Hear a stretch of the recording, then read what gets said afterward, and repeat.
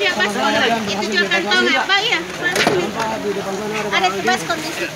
Juga Pak Kapolsek. Pak Kapolsek kalau saya proses evakuasi. Kepada warga. Mana ya? Kita Peserta dari Badan Penanggulangan Bencana Daerah Kota Makassar sudah hadir di tengah-tengah kita. Ini adalah teman-teman kita, rekan-rekan kita dari Badan Penanggulangan lagi yang sempat berada sekitar 2 km dari atas ini.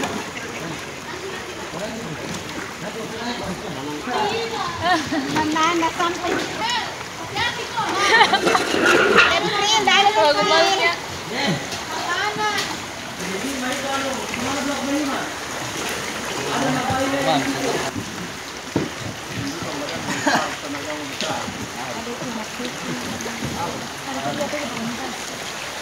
Pak katanya di klinik ditutup ya jalanannya. tarik.